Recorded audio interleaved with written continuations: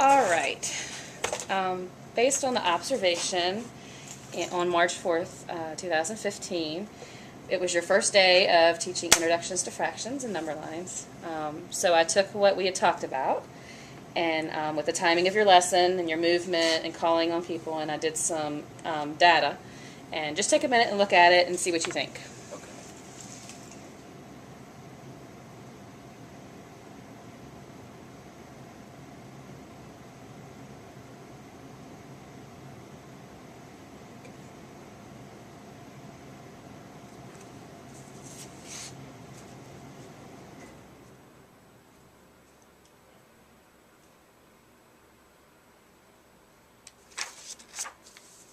Definitely a good chunk of time with homework, checking homework prior to the introduction of the lesson. Um, and also, there was a good chunk of time where we actually did break out into the small groups. So that practice was started. Okay. So it was a good amount of time dedicated to that for what I see on here. So yeah. Okay.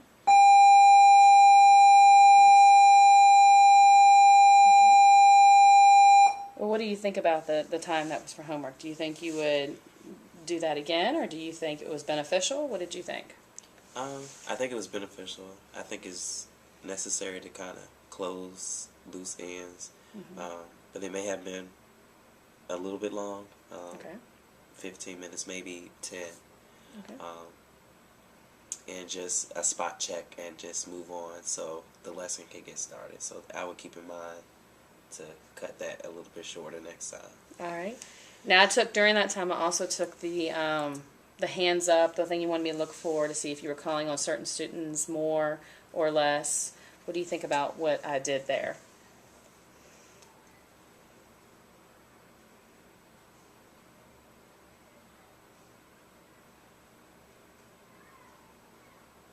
I see some I called on multiple times. Okay. Um, and I could tell that some wanted to answer, but I called on a different student. And that may be for different reasons. Some students I call on, or I will choose to call because I know that they may be able to offer a answer as a teacher that's Okay. concise, Okay. that I think will be beneficial that for all the students to could hear. Okay. And I also like to call on other students just to see whether or not they are processing the information just as a quick, informal assessment. Okay.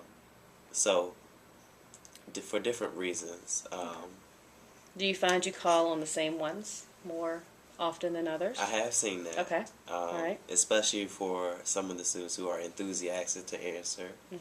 I may be more inclined to call on them, but I try to limit that and try to give everybody a fair chance as well.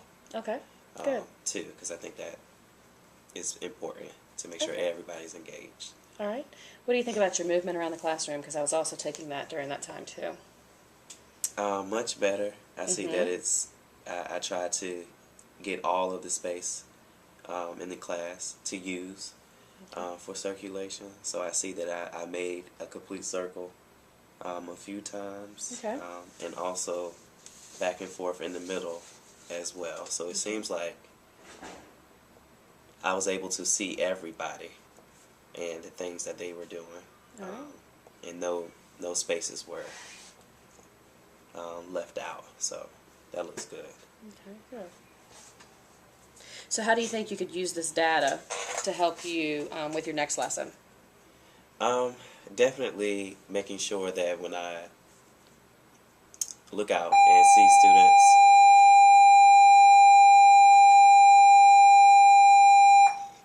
when I see students who have their hand raised, I definitely think it's important to make sure that I have kind of a vision of, okay, am I keeping track of particular students I'm calling on? Is there a trend with a certain groups of students, or am I making sure that I am calling on a variety of students? Okay. Oftentimes I lose track in teaching of who I called on, and sometimes I may rely on students more than others for the answers I'm looking for. Okay. So I just want to limit that. Okay. All right. Now, what do you think would help you to track who you're answering? Just keeping an idea of who's there. What do you think? Um, it definitely set the expectations early prior to the lesson. So, just giving a statement, hey, I would like everybody to participate and try, everyone to raise their hand. Also use a strategy with the popsicle sticks so that students know, hey, my popsicle stick might be pulled, so I better be paying attention because I could be next. Okay. So that way it keeps them engaged and focused. Okay. And it's not so much of me picking, it's just random, Okay. which I think is good. Okay. All right. So moving from what's working. So what I'm hearing is that you're more purposeful when you're calling on people. That you're not just looking for particular students. That you have a reason behind why you're calling on who you're calling on. Either to make sure they're engaged or whether they are. You need them to add the input that you desire into the lesson. Right. And I also hear that you like your movement. That your movement has improved, which I agree. And that you want to set the expectation to make sure you are calling on everybody with your popsicle sticks, and you want to make sure that everybody's engaged and setting those expectations ahead of time.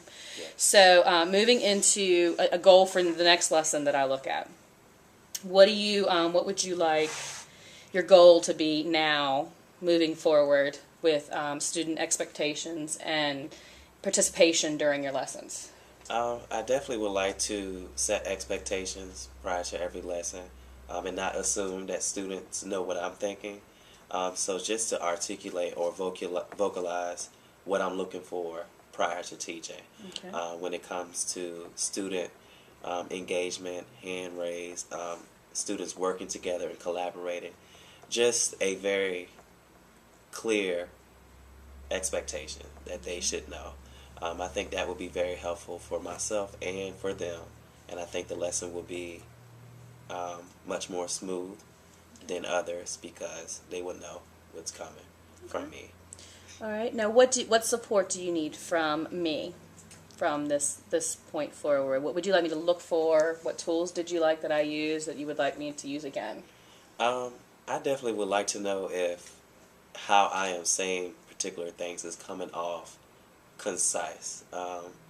I don't want to send messages or set expectations that can be kind of vague to the students. I really want to make sure that whatever words I choose to say to them, that is clearly understandable for them, and that they know, oh, okay, he said this. This is what I'm supposed to do, so that there's no room for interpretation. Okay. Well, you said this, but I thought you meant that. I would rather know. Okay. How it came out, because sometimes it's hard to know. All right. Is there any particular tool that I've used with you that you would want me to, next time I observed you, to use that you like particularly? Just a log. That maybe if you kind of quote what I say. Okay. So that way, when I go back and read it, I can see what I said, which may be different from what I thought I said. Okay. I think that's very helpful, just to have some sort of actual data or words. Okay. For me to read. Great. Sounds wonderful. All right. Thank you. Thank you.